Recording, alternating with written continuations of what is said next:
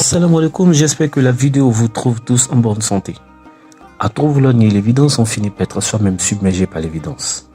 Dans leur tentative de faire dire à Philippiens le chapitre 2, le verset 5 à 11, le contraire de l'idée exprimée par l'apôtre Paul, certains zélateurs musulmans de la Dawa ne manquent pas d'imagination. Avec le sarcasme qui le caractérise, Aymen, alias Jésus musulman, voudrait faire croire que ce passage dépeint simplement Jésus comme un grand prophète doté de grands pouvoirs, mais qui n'a jamais cherché à se faire égal à Dieu. Yes! Philippiens 2. Ah, c'est trop bien, Philippiens 2. Alors ça, c'est les versets que les chrétiens aiment beaucoup citer pour essayer de prouver que Jésus, c'était Dieu et qu'il est venu sur terre sous forme humaine. Voilà les versets que les chrétiens aimaient, aimaient parce qu'ils vont plus citer ces versets, d'accord ? Vous allez plus citer ces versets-là parce qu'on va voir que ça prouve justement que Jésus n'est pas Dieu du tout. Alors qu'est-ce que ça veut dire existant en forme de Dieu ? Est-ce que Paul voulait montrer que Jésus c'est Dieu ? Il suffit de regarder le début de l'épître aux Philippiens, que la grâce et la paix vous soient données de la part de Dieu notre Père et du Seigneur Jésus-Christ. Ça veut dire que pour Paul, Dieu c'est le Père de Jésus. C'est pas Jésus. Alors qu'est-ce que ça veut dire existant en forme de Dieu ? Eh bien on sait que dans la Bible, il y a plusieurs créatures qui sont appelées Dieu, dans le sens où ce sont des personnes qui ont beaucoup de pouvoir ou qui peuvent accomplir beaucoup de miracles. Et c'était le cas de Jésus. Ayant toutes ces capacités-là, il n'a pas cherché à vouloir être l'égal de Dieu, mais il s'est rabaissé. Tout simplement. La Bible nous donne plusieurs exemples de personnes qui sont appelées Dieu dans le sens où ils peuvent accomplir des miracles, où ils ont une certaine puissance, ou bien ce sont des juges, mais pourtant ils ne sont pas le véritable Dieu. Et c'est pour ça que, pour qu'il n'y ait pas de confusion, la Bible elle-même décrit le véritable Dieu comme étant le Dieu des dieux, celui qui est au-dessus de tout. Et Jésus lui-même va le confirmer dans Jean 17,3. Toi, le seul vrai Dieu, ça veut dire que tous les autres, même s'ils sont appelés dieux parce qu'ils ont un certain pouvoir ou une certaine autorité, eh bien ça ne vient pas de eux-mêmes. Et quand on regarde le contexte de Philippiens 2, Paul est en train d'exhorter les gens à être humbles, à faire comme Jésus. Si vous vous rabaissez comme Jésus, Jésus qui avait la capacité de juger, qui avait l'autorité, qui pouvait accomplir des miracles, il n'a pas dit « Regardez tous les miracles que je fais, c'est trop fort, c'est moi le roi, etc. » Il n'a pas cherché à être égal à Dieu comme plusieurs ont essayé de le faire. Non, il est resté tout simplement semblable aux hommes, alors que c'était un grand prophète. Il a pris une forme de serviteur, tout simplement. Et Dieu l'a récompensé pour ça. Bon, maintenant... Le raisonnement de Aymen est fondé sur une totale méconnaissance. Alors là, une méprise absolue de la syntaxe du texte. Faisons un bref état des lieux. Tout d'abord, Aymen admet que dans toute la Bible, de la Genèse à l'Apocalypse, Jésus est au-dessus des prophètes. Pour moi, mais moi je suis d'accord avec ce que vous dites effectivement. Si on prend toute la Bible, et moi je suis prêt à faire ce débat-là justement si on attend de se revoir. Il faudra plus que 30 minutes par contre. Moi je veux bien. Bien sûr. Si on prend toute il faudra la Bible que je me prépare, de A à Z, je suis prêt à prendre ce débat-là. Si on prend la Bible de A à Z, Jésus c'est quelqu'un de au-dessus des prophètes. Ça c'est biblique, il n'y a pas de problème. Mais, en aucun cas c'est l'égal du Père. Cette supériorité qui ne se limite pas d'ailleurs aux prophètes explique pourquoi dans toute la Bible, aucun prophète en dehors de Jésus n'est accusé par les enfants d'Israël de vouloir se faire Dieu. Même Moïse, qui fut désigné comme Elohim pour Pharaon, en Exode le chapitre 7, le verset 1, n'a jamais été accusé de se faire Dieu ou de vouloir se faire égal à Dieu. Pour revenir à notre test de base, Philippiens le chapitre 2, nous avons un substantif grec, arpagmos, qui est un apax legoménon, c'est-à-dire un mot qui n'apparaît qu'une seule fois dans le corpus biblique, et qui a deux sens possibles. D'abord, un sens actif, le rapien dit axio, qui évoque une action, une chose que l'on dérobe, que l'on arrache de force, une usurpation, un brigandage ou un vol, etc. La traduction du Monde Nouveau publiée par les témoins de Jéhovah va en ce sens. Lui qui, bien qu'ayant la forme de Dieu, n'a pas songé à une usurpation, c'est-à-dire à être égal à Dieu. Ensuite, on a un sens passif, le res retinenda, qui évoque une chose que l'on possède et à laquelle l'on renonce ou à laquelle l'on ne s'agrippe pas de force. Cette lecture se perçoit par exemple dans la traduction de Second 21.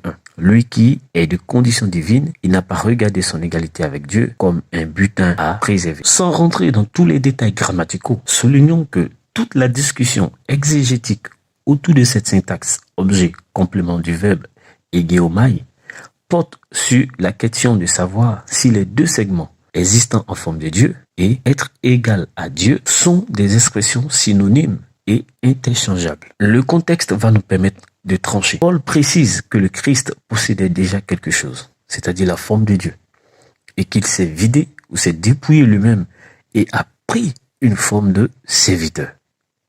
Cette formulation, c'est-à-dire posséder quelque chose et y renoncer, fait écho à un autre propos de l'apôtre Paul lui-même en 2 Corinthiens le chapitre 8, le verset 9, lorsqu'il évoque la grâce de notre Seigneur Jésus-Christ qui s'est fait pauvre alors qu'il était riche. En harmonie avec cette lecture, dans les 4 premiers versets de Philippiens le chapitre 2, Paul invite les croyants à 2 choses, en imitation de l'attitude du Christ. Et ces 2 choses sont l'unité et l'humilité. Sur le plan de l'unité, les croyants doivent avoir un même amour, un même cœur, une unité de pensée. Cette exhortation rappelle les propres paroles de Jésus, qui soulignant son unité avec le Père, en Jean le chapitre 10, le verset 30, pria également en faveur des siens, afin que tous soient un, comme toi, Père, tu es en moi, et comme je suis en toi. En Jean le chapitre 17, les versets 21 à 23.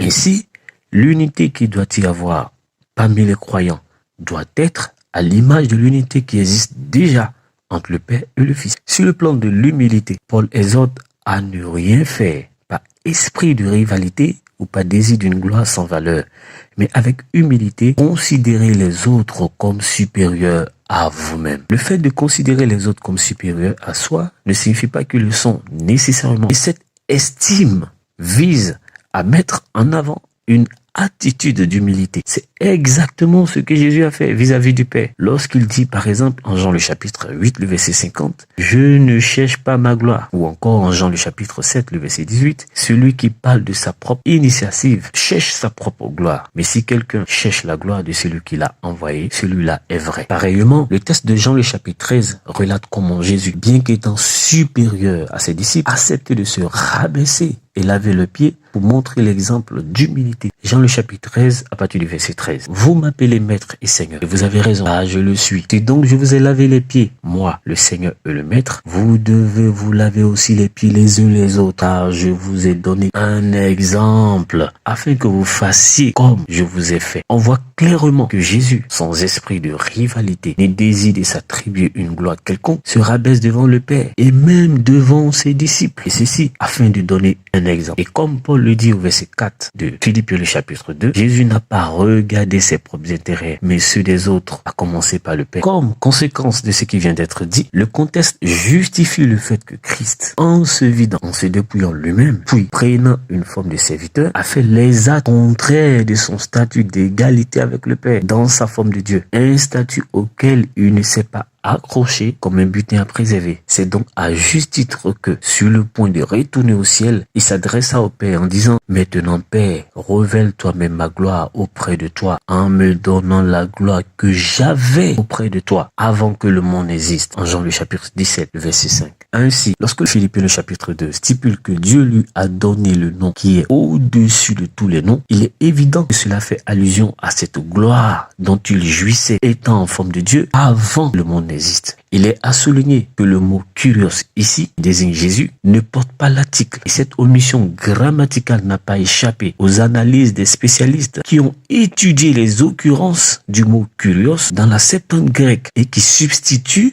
le tétragramme, le nom par excellence de Dieu parmi les Juifs, comme le remarque le chercheur indépendant John Brent Bright dans un numéro de la revue de traduction biblique Le Sycomore. La Septante témoigne d'une pratique au sein de la tradition grecque de Yod et Vav et le tétragramme, le nom de Dieu par excellence, tout à fait particulier. La glose retenue, kurios, manque bizarrement d'articles. Les spécialistes l'affirment déjà pour certains livres.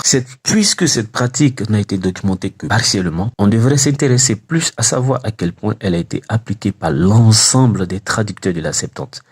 L'étude actuelle intègre donc pour la première fois l'intégralité des traductions de Yod et Vav et, donc le tétragramme en grec, pour répondre à ce besoin. Ici, nous avons les statistiques indiquant qu'à plus de 80% des occurrences de kurios substituant le tétragramme, il est toujours sans article. Cette pratique faisait fonctionner kurios comme un nom propre. Nous pouvons ainsi postuler que Kurios permettait aux juifs grécophones de préserver le caractère tout à fait remarquable d'un nom propre divin, alors que Kurios devrait normalement porter l'article. Ainsi, l'affirmation du verset 11 de Jésus comme Seigneur, Kurios, confessé par toute langue et devant lequel tout genou se plie, indique que Kurios ici fait référence au nom divin, exactement le statut d'égalité qu'il avait dans sa forme de Dieu. D'ailleurs, pour un juif, quel nom autre que celui de l'Éternel, le tétragramme, est au-dessus de tout nom. Quand le verset 7 stipule que le Christ s'est dépouillé lui-même en prenant une forme de serviteur, en devenant semblable aux hommes, selon Aymen, cela signifie qu'il est resté semblable aux hommes alors que c'est un grand prophète. Non, il est resté tout simplement semblable aux hommes alors que c'était un grand prophète. Il a pris une forme de serviteur tout simplement. Et Dieu l'a récompensé pour ça. Non, Aymen. Le texte ne dit pas que Jésus est resté semblable aux hommes, mais qu'il est devenu semblable aux hommes. Le verbe employé ici est ginomai, qui exprime l'action de devenir, comme en Jean 1, verset 14, lorsqu'il est dit que le Logos est devenu chair. Et d'ailleurs, en quoi est-ce que être un grand prophète exclut le fait d'être semblable aux hommes? Aymen souligne également que Jésus a pris une forme de serviteur. C'est un grand prophète, il a pris une forme de serviteur, tout simplement. Mais il a pris cette forme comment? Le verbe lambano apparaît 2 fois dans la lettre aux Philippiens. La première dans le verset 7 précité et la seconde fois au verset 12 du chapitre 3 avec l'idée de remporter, obtenir, recevoir, etc. Autrement dit, contrairement à la forme de Dieu qu'il n'a pas prise, on voit bien que si Jésus prend la forme de serviteur, c'est qu'il s'agit d'un statut qu'il ne possédait pas à l'origine. Jésus n'était donc pas un homme dès le départ. Après quelques gymnastiques pour nier l'égalité de gloire que Christ possédait avant la fondation du monde avec le Père et dont il se dépouilla, l'ostase Kwame Ekra Henry, un musulman zélé de la Dawa ivoirienne, va finalement se noyer et confirmer malgré lui que le Christ a délaissé sa condition divine pour prendre la chair humaine et qu'il a abandonné sa position divine pour devenir un simple homme. Écoutons plutôt. Allahu Akbar. Bon, comme déjà les gens sont dans le groupe, chacun va lire et va nous comprendre. Ta question, je vais répondre ça vers la fin de mon audio, de mon intervention. Le texte commence en disant, ayez, n'est-ce pas, l'attitude de Jésus-Christ. Donc, quelle est l'attitude de Jésus qu'on vous recommande à avoir? C'est justement, c'est de se rabaisser. Et le texte dit, lui, je lis, en lui lequel hésita en forme de Dieu, ne considéra pas comme une proie légale avec Dieu. Ça veut dire quoi ça? Bon, pour moi, ça n'a même pas besoin d'explication. Toi, tu dis non, il faut regarder le mot égal à Dieu, mais la phrase est à la forme négative. La phrase est à la forme négative. Il n'a pas regardé ça comme étant égal à Dieu. C'est tellement clair. Toi, tu parles comme si la phrase était à la forme affirmative. Alors que la phrase est à la forme négative. Ce qui nie que l'égalité de Jésus n'a pas sa place devant Dieu. Donc Jésus n'est pas égal à Dieu. Il n'y a pas plus explicite que ça. Tu me dis non, il s'est dépouillé de quoi? On dit qu'il était dans une condition divine. Et cette condition-là, il a laissé cette condition divine et il a pris la chair humaine. Et cette condition-là, il a laissé cette condition divine et il a pris la chair humaine. Ça là, c'est pas là. C'est difficile à comprendre. Quand il s'est dépouillé, le mot dépouiller en grec, c'est le mot keno. K-N-O-D-O. Keno veut dire se dépouiller, se vider de quelque chose. Donc, il a abandonné cette position divine et il est devenu un simple homme. Comme le texte le dit, donc, le dépouillement, c'est d'abandonner sa position divine. Tout comme tout être dans les lieux célestes sont aussi des êtres divins. Barakallahu fikum. Assalamu alaikum.